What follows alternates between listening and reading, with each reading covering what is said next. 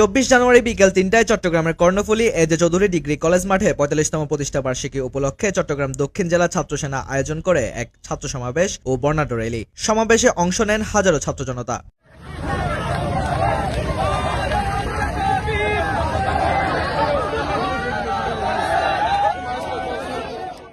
ছাত্র সেনার দক্ষিণ জেলার সভাপতি মোহাম্মদ উসমানের সভাপতিত্বে আয়োজিত এই সমাবেশে প্রধান অতিথি ছিলেন বাংলাদেশ ইসলামী ফ্রন্টের মহাসচিব অধ্যক্ষ আব্দুস সামাদ। বিশেষ অতিথি হিসেবে উপস্থিত ছিলেন ইসলামী ফ্রন্টের কেন্দ্রীয় ও জেলা নেতৃবৃন্দরা। এই সময় ছাত্র সেনার পক্ষ থেকে 9 দফা দাবি পেশ করা হয়, যার মধ্যে উল্লেখযোগ্য হল দক্ষিণ চট্টগ্রামে বিশ্ববিদ্যালয় ও মেডিকেল কলেজ প্রতিষ্ঠা এবং সুশাসন প্রতিষ্ঠার লক্ষ্যে বৈষম্য বিরোধী আন্দোলনের ক্ষতিগ্রস্তদের পুনর্বাসন। দক্ষিণ চট্টগ্রামে কোনো বিশ্ববিদ্যালয় নাই, কোনো মেডিকেল কলেজ নাই, কোন ইন্ডাস্ট্রিয়াল এলাকা নাই।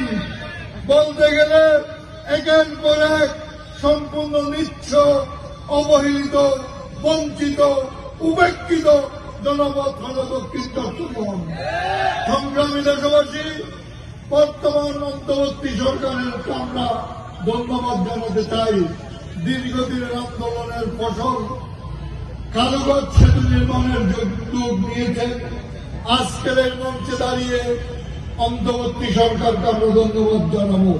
পাশাপাশি অবিলম্বে দেশের সবচেয়ে অবহেলিত জনগোষ্ঠী দক্ষিণ চট্টগ্রামের উন্নয়নের জন্য বিগত সরকার যে টানেল প্রতিষ্ঠা করেছিল বলে ঘোষণা দিয়েছিল, সেই টানেল প্রতিষ্ঠার পূর্বে বলেছিল দক্ষিণ চট্টগ্রামে 1 সিটি 2 টাউন করা হবে। সেখানে থাকবে বিশ্ববিদ্যালয়, থাকবে মেডিকেল কলেজ, থাকবে ইন্ডাস্ট্রিয়াল এলাকা, থাকবে আবাসিক এলাকা। দক্ষিণ চট্টগ্রামের উন্নয়নের জন্য, বিনোদনের জন্য থাকবে স্টেডিয়াম। বলতে গেলে সবকিছু থেকে বঞ্চিত, উপেক্ষিত, নির্বাসিত সবচেয়ে বড় জনগোষ্ঠী দক্ষিণ চট্টগ্রামের মানুষ।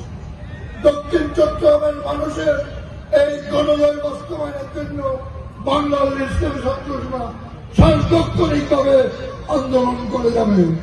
সমাবেশ শেষে একটি বর্ণাঢ্য র্যালি কলেজ বাজার থেকে শুরু হয়ে গুরুত্বপূর্ণ সড়ক প্রদক্ষিণ করে মজ্জারটেক মোড়ে এসে শেষ হয়।